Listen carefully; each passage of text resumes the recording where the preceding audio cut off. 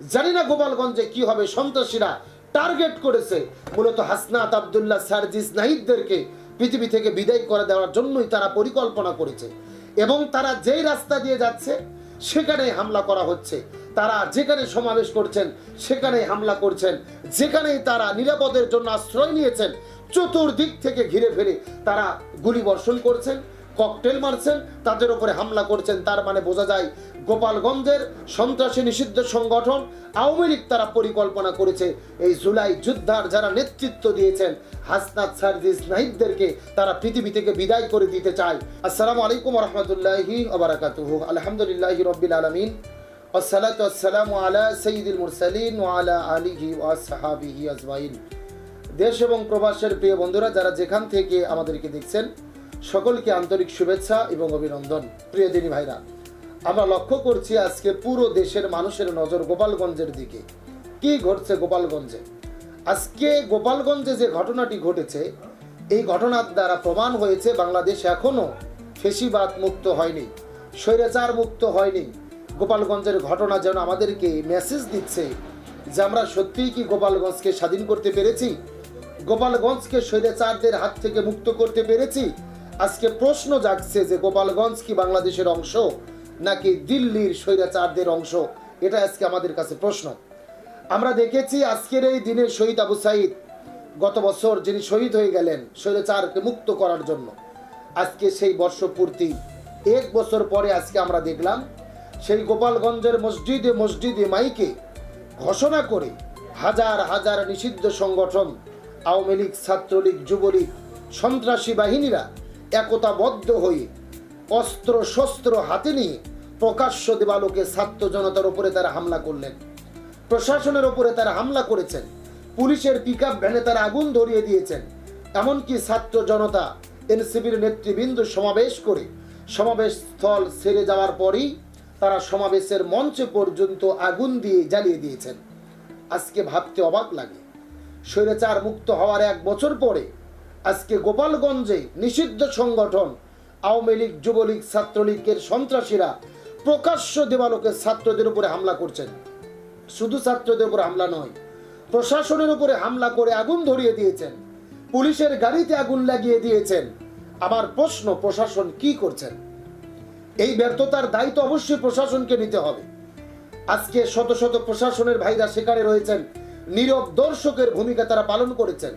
আজকে অনেক ছাত্র অভিযোগ করেছেন যে সন্ত্রাসীরা যখন হামলা করেছেন তখন প্রশাসনের বাহিনী, পুলিশ, র্যাব, বিজিবি যারা ওখানে প্রশাসন ছিলেন, ডিএসবি সহ সবাই নীরব ভূমিকায় পালন করেছেন, নীরব দর্শকের মতো তারা দাঁড়িয়েছিলেন।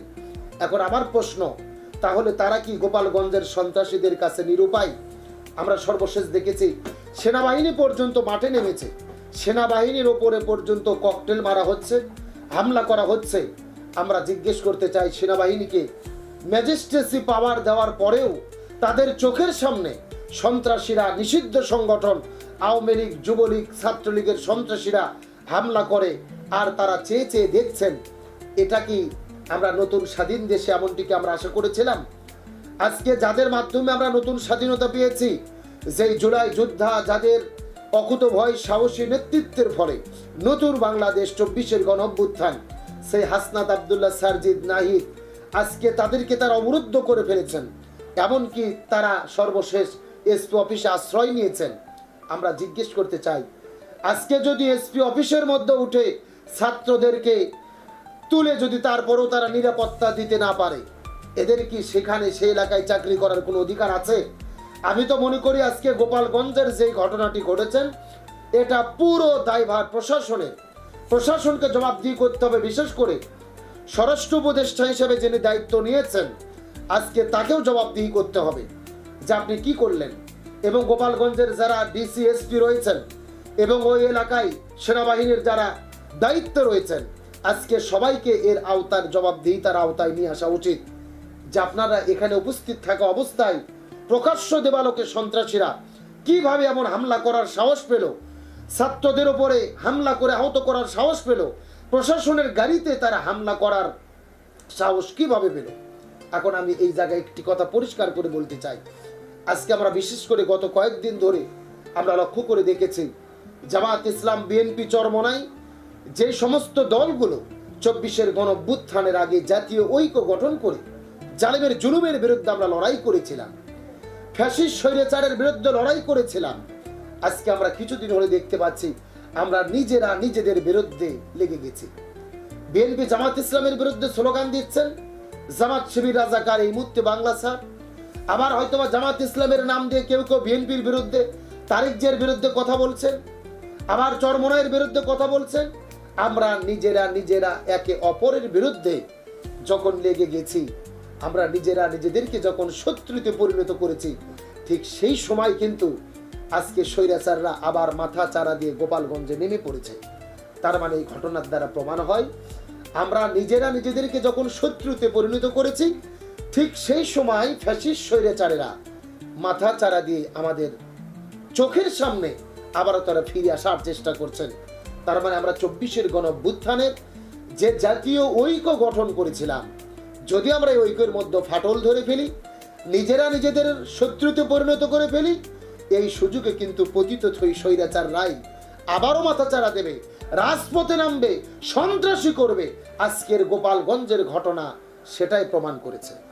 সুতরাং আমি মনে করি জামাত ইসলাম, বিএনপি, চরমোনাই, হেফাজত, খেলাফত মজলিস, আমরা যত দল জাতীয় ঐক্যের মাধ্যমে ফ্যাসিস্টের বিরুদ্ধে লড়াই করেছিলাম, আমরা গণতান্ত্রিক দেশে একে অপরের প্রতিপক্ষ হতেই পারি, কথা বলতেই পারি, বিরোধিতা করতেই পারি, কিন্তু আমরা নিজেরা নিজেরা নিজেদেরকে কখনোই শত্রুতে পরিণত করব না। আর আমরা যদি সেই ভুলটি করে ফেলি, নিজেরা নিজেদের শত্রুতে পরিণত করে ফেলি, সেই সুযোগেই কিন্তু পতিত স্বৈরাচাররা এই সুযোগটা কাজে লাগিয়ে আবারও দেশের মধ্যে রাজপথে নেমে বিশৃঙ্খলা করার চেষ্টা করবে। আজকে তো গোপালগঞ্জের যে ঘটনা, এই ঘটনার দ্বারা আমাদেরকে শিক্ষা দিতে যাচ্ছে, আমরা সব দল যদি ঐক্যবদ্ধ হতে না পারি, আজকে গোপালগঞ্জে নেমেছে, আগামীকালকে তারা বাগেরহাটে নামবে, পরের দিনে ফরিদপুরে নামবে, এইভাবে সারা বাংলাদেশে আবারও সন্ত্রাসীর কায়দায় তারা জঙ্গিবাদের মতো রাজপথে নেমে তারা মানুষের বিরুদ্ধে সন্ত্রাসী করা শুরু করে দেবে, ছাত্র জনতার উপরে হামলা করা শুরু করে দেবে।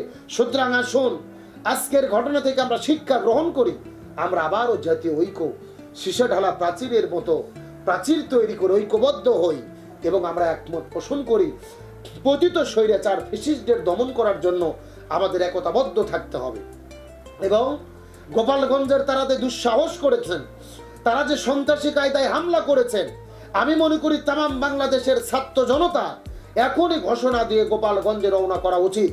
তামাম বাংলাদেশের বিএনপি, জামাত ইসলাম, চরমোনাই, হেফাজত, এনসিপি সহ যত জাতীয় ঐক্য আমরা পতিত স্বৈরাচারদের বিদায় করেছিলাম, আমরা আবারও ঐক্যবদ্ধভাবে প্রয়োজনে গোপালগঞ্জের উদ্দেশ্যে আমাদের রওনা করতে হবে। আমরা মার্চ ফর গোপালগঞ্জ ঘোষণা করে তামাম বাংলাদেশের লক্ষ ছাত্র জনতা আবারও গোপালগঞ্জে উপস্থিত হয়ে হাসনাত আব্দুল্লাহ সিংহের মতো গর্জন দিয়ে যে স্লোগানটি দিয়েছেন, মুজিববাদ মুর্দাবাদ, মুজিববাদের যে আদর্শ, মুজিববাদের যে স্বৈরাচারী চেতনা, এটা বাংলাদেশ থেকে যদি আমরা কবর রচনা করতে চাই, তামাম বাংলাদেশের লক্ষ জনতা মার্চ ফর গোপালগঞ্জ করে গোপালগঞ্জে গিয়ে এই সন্ত্রাসীদের দাঁত ভাঙা জবাব দিয়ে মুজিববাদের কবর রচনা করার এখনই সময়। এই সময়টা কাজে লাগিয়ে আমাদের গোপালগঞ্জের উদ্দেশ্যে রওনা করে এই সন্ত্রাসীদের যথাযথ জবাব দিতে হবে। এবং তাদের জবাব যদি আমরা দিতে না পারি, তাদের এই বিষ দাঁত যদি আমরা উপরে ফেলতে না পারি, এই সুযোগকে কাজে লাগিয়েই দিন যত যাবে তারা আরো বেশি সাহস করবে, আবারও রাজপথে নামবে, আবারও ছাত্র জনতার উপরে হামলা করবে, আবারও সন্ত্রাসী করবে। আমি মনে করি এটা আর করতে দেওয়ার কোনো সুযোগ নেই। তামাম বাংলাদেশের কোটি ছাত্র জনতা আবারও 1 বছর আগের মতো অগ্নিস্ফুলিঙ্গের ন্যায় আবার নিজেদের মধ্যে বারুদের মতো পরিস্ফুটিত করে নিজেদের স্পিড জাগিয়ে সেই গোপালগঞ্জের সন্ত্রাসীদের মোকাবেলা করার জন্য আমাদের মার্চ ফর গোপালগঞ্জ ঘোষণা করে গোপালগঞ্জে যাওয়া উচিত। এবং সর্বশেষ একটি দাবি সরকারের কাছে করতে চাই, আপনারা যদি এই জুলাই যোদ্ধাদের নিরাপত্তা দিতে না পারেন, আপনাদের ক্ষমতায় থাকার কোনো অধিকার নেই। আপনাদের ক্ষমতায় বসিয়েছিল এই ছাত্র জনতা বিপ্লবীরা। আজকে সেই বিপ্লবীরা স্বাধীনতার 1 বছর পার না হতেই তাদের জীবনটা আশঙ্কার মুখে।